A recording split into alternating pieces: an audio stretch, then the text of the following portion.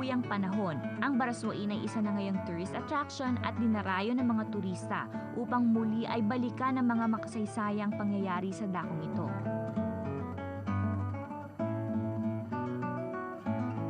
Bagamat malayo na sa dating itsura nito noong naganap ang Malolos Congress at Malolos Republic, bakas pa din ang iniwan ng kasaysayan para sa henerasyon ngayon.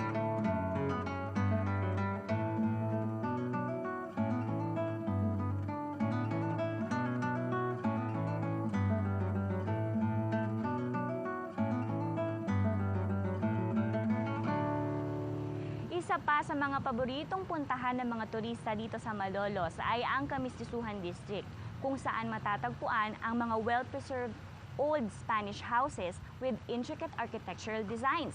Ang mga bahay na ito ay talagang napakaganda sa paningin at nagpapagunita pa ito ng mahalagang kasaysayang iniwan sa ating makabagong panahon.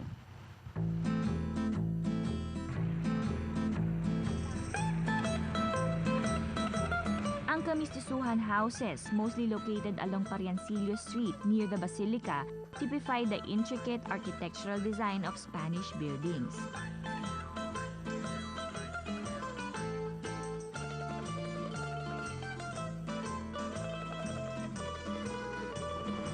Sa tabi ng plaza ng lungsod ng Malolos ay matatagpuan noon ang komunidad ng mga mestisong Inchik.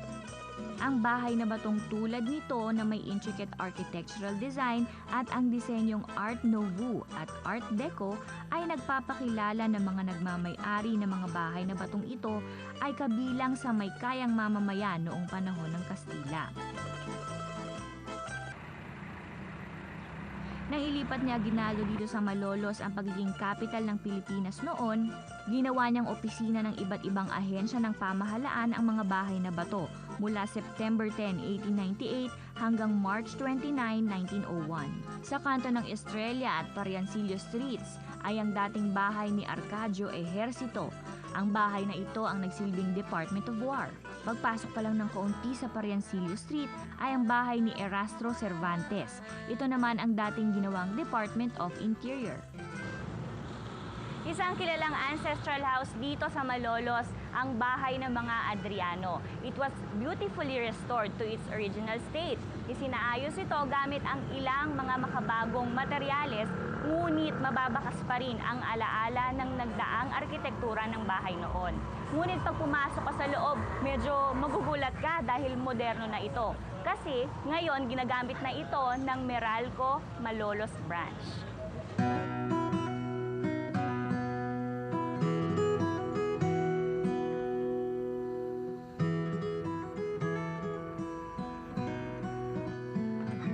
Sa Santo Niño Street ay makikita ang well-preserved bahay na bato na pag-aari ng pamilya Bautista.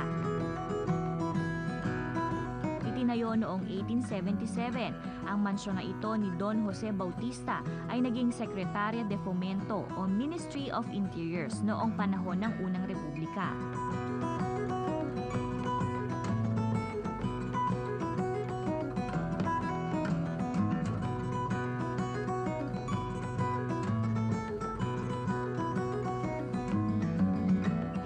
Tahanang ito bumisita noon si Gat Jose Rizal para himukin ang triumvirate of the 10 Gentlemen of Malolos para umanib sa La Liga Filipina.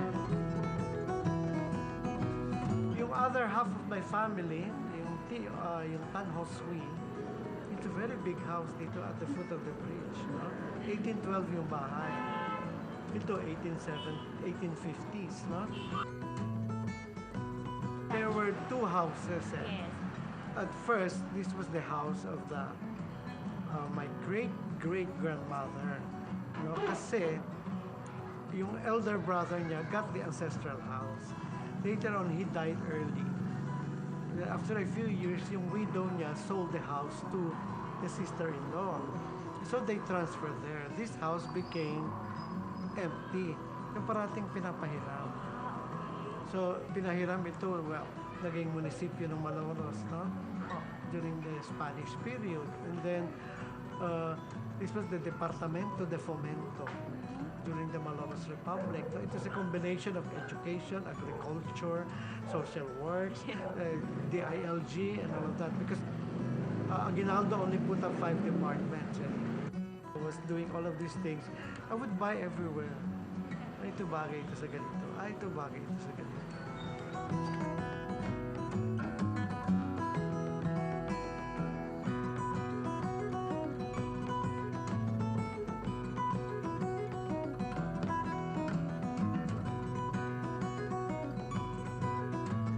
Sa dahong ito ay matatagpuan ang isang marker na sinasabing dito sa lugar na ito iniliham ni Gat Jose Rizal ang kanyang sulat sa mga kadalagahan ng Malolos. Kilala ang site na ito bilang Instituto del Mujeres. Sa dahong ito nakatayo noon ang paaralan ng mga dalaga ng Malolos. Sa compound ng Malolos Cathedral ay matatagpuan ang Kalayaan Tree, isang 12-meter high na shard tree na itinanim ni Aguinaldo noong panahon ng Malolos Congress. Mula sa malayo ay kapansin-pansin ang mga monumento ng mga taong nag-uusap sa ilalim ng malaking puno. Sinasagisag ng monumentong ito ang pagtitipon ng ating mga ninunong nakipaglaban para matamo natin ang ating minimithing kalayaan.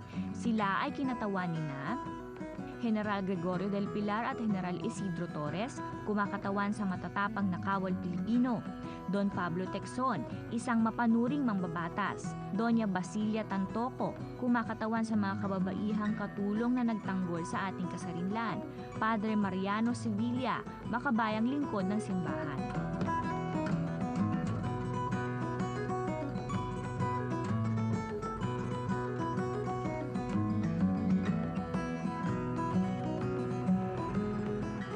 Tapat ng Meralco office ay makikita ang Casa Tribunal Building or the Old Carcel.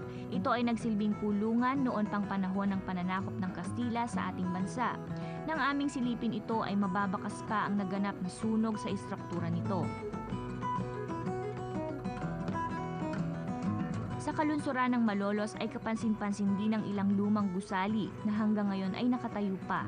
Ang mga buildings na ito ay mga old movie houses. Nakatayo pa rin ang dalawang lumang sinehan sa Kamisisuhan District. Una ay ang Cine Eden sa Parancillo Street at ang Cine Estrella sa Santo Niño Street.